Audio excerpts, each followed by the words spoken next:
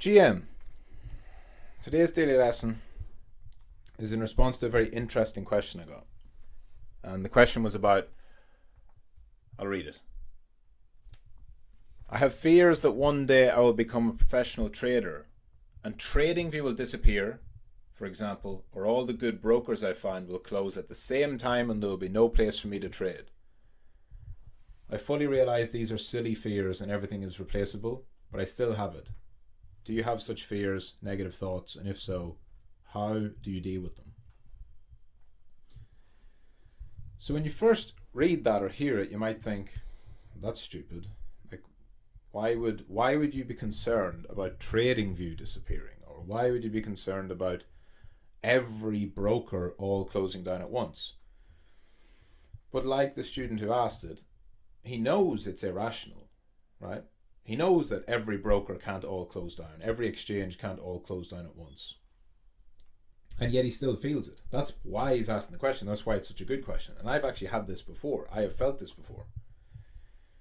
And what I realized, didn't know at the time, I realized it comes from not a fear of the brokers, not a fear of the exchanges. It's a fear that you will never be a professional trader who has to face that problem. Right? And it took me a long time to figure this out. And when I figured it out, it was actually quite a big breakthrough for me mentally. Because especially in crypto, you have this all the time, right? You see every few months there's some FUD about an exchange, or there's FUD about a certain stable coin or a project or something, and there's always something that seems like it's the existential risk. Right? When Luna collapsed, everyone thought that that's it. Fucking any on-chain trading is dead. Any on-chain stablecoins are dead. When FTX collapsed, everyone thought that, like, oh my god, they're literally going to shut down every exchange. Bybit is next. Binance is next. OKX is next, right? So there's plenty of valid reasons to feel those fears. But that's not where it comes from. It comes from a fear that you won't be a professional trader. So it's your brain trying to look for a way out. That's really what it is. Your brain is trying to escape. Your brain is trying to get you to quit. And it's trying to put barriers in the way to make you quit. Do you understand what I mean? You know it's not rational, but your brain hasn't fully accepted the fact that you might not make it. And so it wants to help you avoid pain. This goes back to a lesson that I did a few weeks ago, where I talked about you must accept the possibility of failure. You must 100% accept that there is a chance I fail. And once you accept that, then you can actually move on and become free to trade and to learn and to understand. This is the exact same thing. Your brain, because you haven't accepted failure yet, your brain is looking for areas of possible failure and trying to push them onto you, hoping that you will take it. Because your brain, your subconscious, it always wants the easy way out, right? If it can, it will take the short path. And the path to being a profitable trader, the path to being a professional trader, is long and difficult and painful, and it is the hardest thing you will probably ever do, at least mentally, in terms of trying to make money or trying to make a living. It's the toughest way to make a living, in terms of a skill-based approach. There's obviously much more dangerous ways to make a living. I'm not saying that being a trader is anything like being a soldier, but in terms of the probabilities and the outcome, it's the toughest game in the world, right? So your brain knows this. You want to kind of, naturally we're all optimistic when we start, so we want to say, no, not that. I'm going to be the one. I'm going to be in the 1%, in the 5%, in the 10% or whatever. But your brain is like, well, no, actually this sounds really difficult. It sounds really painful, and I'm going to put as many obstacles in the way of him as possible, so that hopefully he takes the easy way out, and we go back to living our nice easy life of being lazy and watching TV and doing bullshit and having a nice safe job and steady income, right? Everything you've ever had in life, every piece of achievement you've ever had, every bit of discipline you've had that has led to success, it has all come from you overriding your brain. Yeah? Some people call it your inner bitch. Right? There's a bitch inside of you that wants you to quit, that wants you to take it easy, that wants you to just watch one more TV show, that wants you to sleep earlier, that wants you to wake up later, sleep in, that wants you to not finish that work, not go to the gym, not follow your diet, not lose weight, right? You've got that inner bitch that you have to overcome. And that's really what this is manifesting as. And it's not necessarily that it's not even that it's a bad thing, right? The voice in your head that says don't go to the gym, yeah, that's a bad thing that you have to push past. The voice in your head saying, oh, what if the brokers all shut down? What if TradingView shuts down? It's saying it because what you're trying to do is genuinely hard. But just like the gym, just like a healthy diet, just like anything that is the harder option, you have to decide that you're going to do it, and you have to understand what the consequences are, right? If you don't go to the gym, you know what the consequences are. So you choose to go to the gym, you choose to get in shape, you choose to eat well. If you don't eat well, you know what the consequences are. And so you draw up both options, right? If you want to lose 10 kilos, and then your brain is trying to convince you, is trying to tempt you into eating shitty food, you say, no, remember, brain, we have to lose 10 kilos because if we don't, that leads to a whole lifetime of suffering and misery and early death. And in exchange for a little bit of sacrifice, we get to lose weight and be healthy and live longer. Right? So you weigh up both sides, yes? The cost of failure is literally death.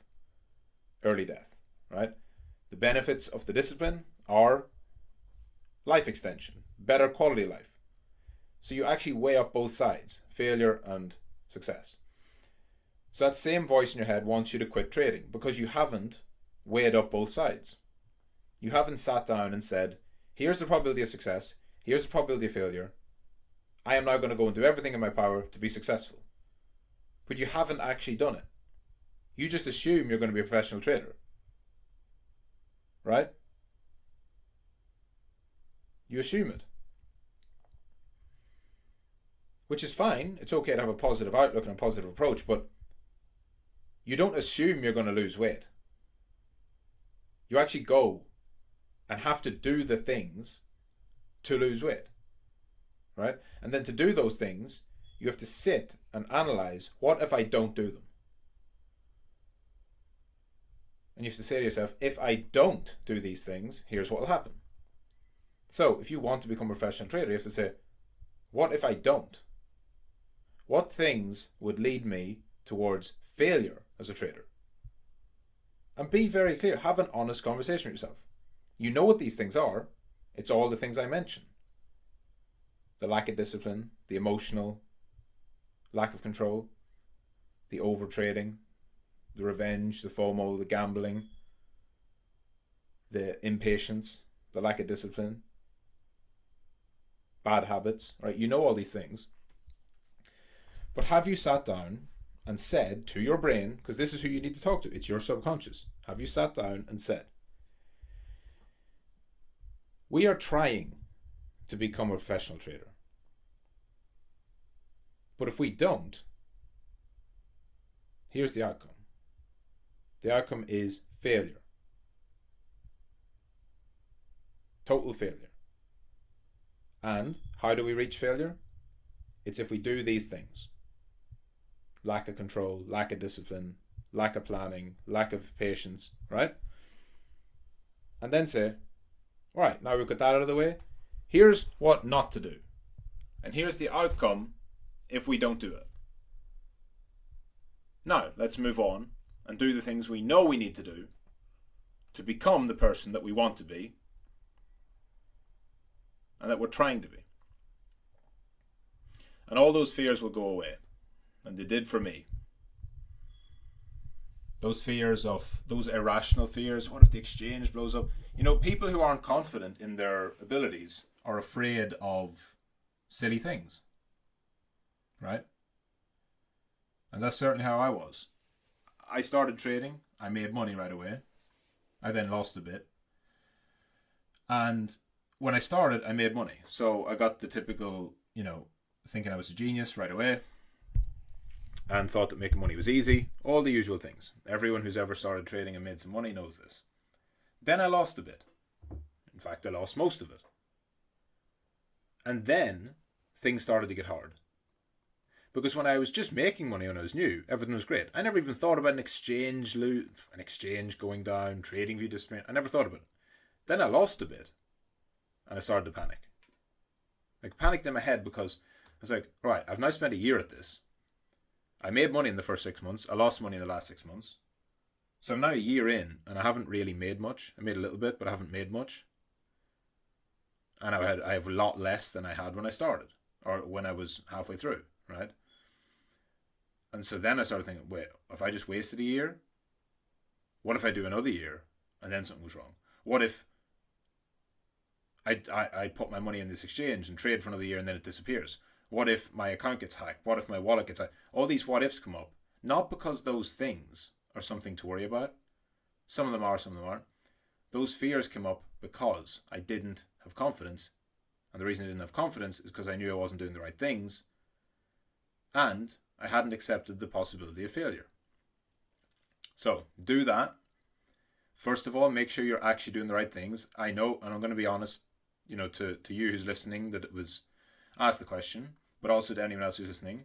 If you feel this way, I know where you're at. I've been there. I've been exactly there.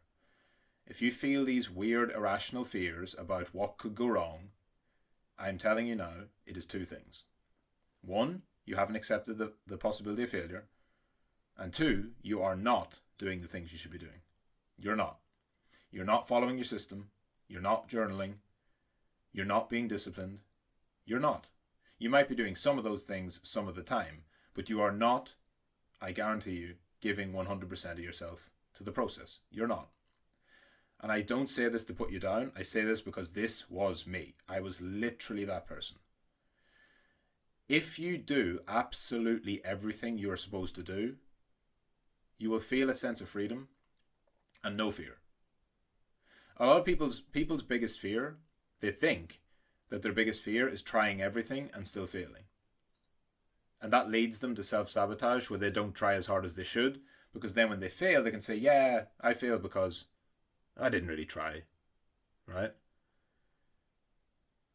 No, when you try and when you do your absolute best and you do literally everything, you do the exact amount of testing, you do the exact amount of analysis, you do the exact trades at the exact time when you should, you follow your process perfectly, you follow a disciplined plan, you keep yourself fit and healthy, right? You just in general do everything you're supposed to do, even just for a month.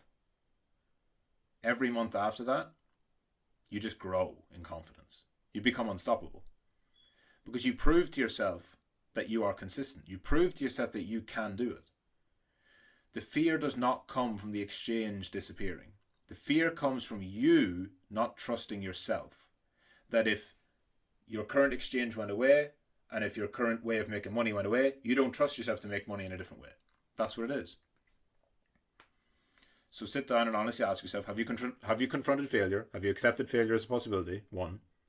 And are you doing absolutely everything you should be doing? Every single day, every minute, every second. Because you should be. And of course, if you can't do that, it's not exactly realistic to always be perfect all the time. You have to be striving for that. Yes? It all starts with the first thing. Saying you're going to do something and then doing it.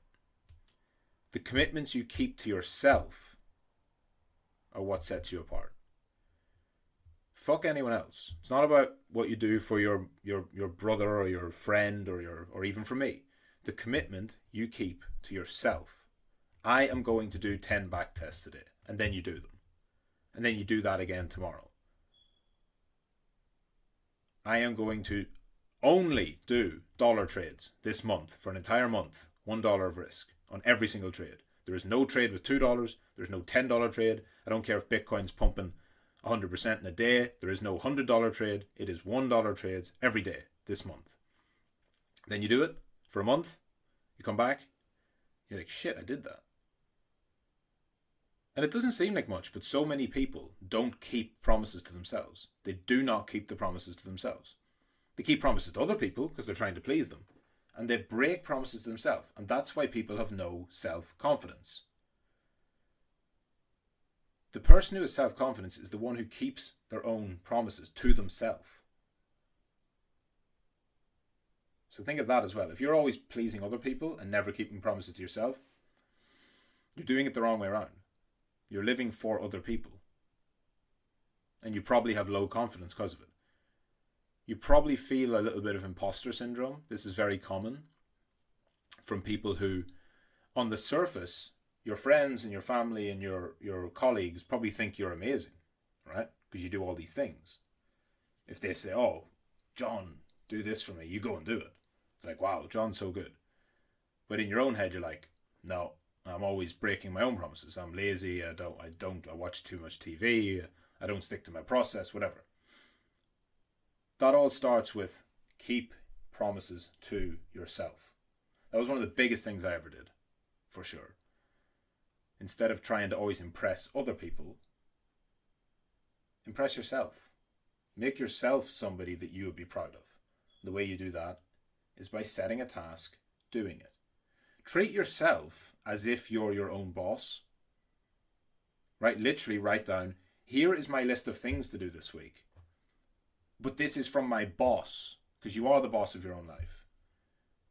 And guess what? If you don't do the things on your list in a job, you will get fired.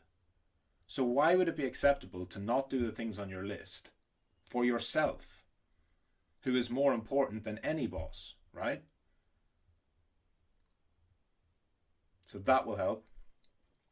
That will take all the fears away. Confront failure, keep commitments to yourself, and understand that it all comes from a place of you truly deep down knowing that you're not doing what you should be doing yet. And you can fix that right now.